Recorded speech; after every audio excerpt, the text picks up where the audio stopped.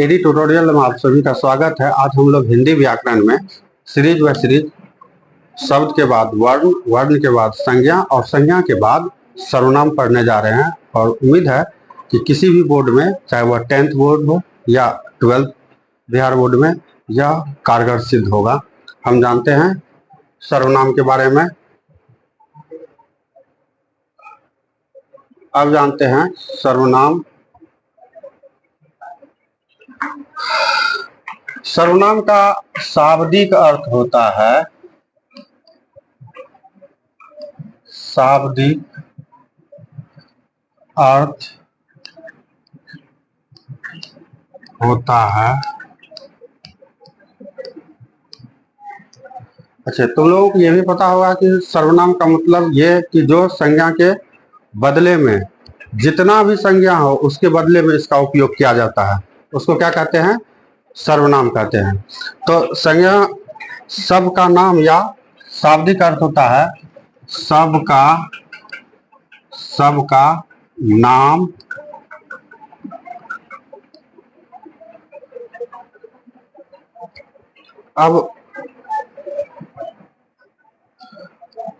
अब जानते हैं व्याकरण में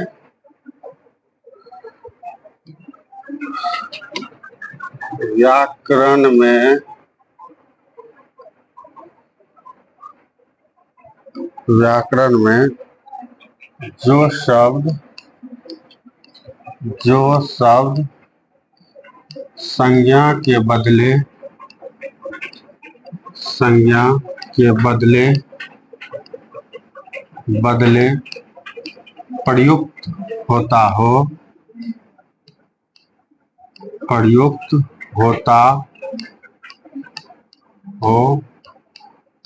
उसे सर्वनाम कहते हैं। अच्छा, इसके बाद जानते हैं हिंदी में कुल कितने सर्वनाम होता है। हिंदी में कुल कितने सर्वनाम होता है? तो अब जानते हैं हिंदी में कुल सर्वनाम होता है 11। कितना? 11। अब जानते हैं कौन कौन सब होता है।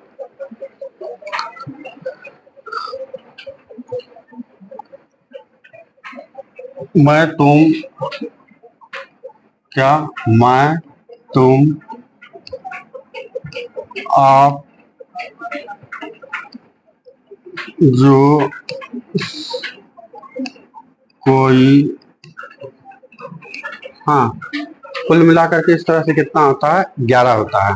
अब जानते हैं इसके बाद ये कि सर्वनाम के कितने भेद होते हैं। सर्वनाम के कितने भेद होते हैं? 6। तो अब जानते हैं सर्वनाम के भेद। अगर आ जाए कि सर्वनाम के कितने भेद होते हैं, तो सर्वनाम के भेद, तो क्या आएगा इसके आगे में? 6। अब कौन कौन सब है? पुरुषवाचक। क्या है? पुरुषवाचक सर्वनाम।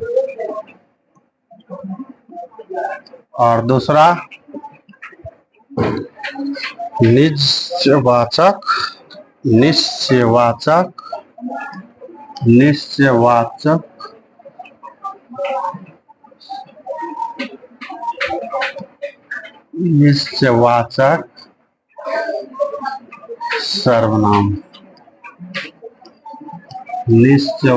सर्वनाम। और तीसरा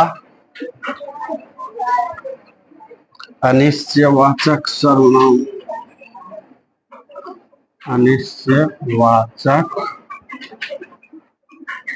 सर्वनाम। और चौथा प्रश्नवाचक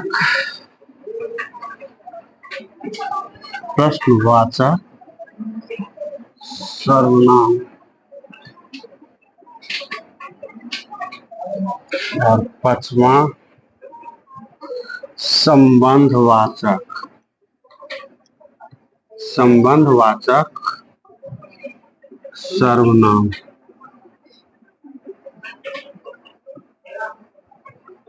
और छठा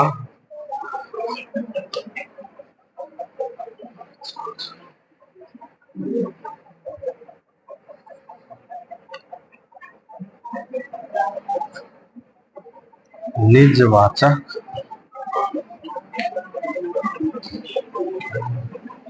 निजवाचक सर्वनाम। अब तो ये 6 है और इस 6 का डिफिनेशन के अंदाज में डिफिनेशन जानते हैं। तो निजवाचक के बाद जो है ना, क्लोज कर दो। निजवाचक के बाद हम लोग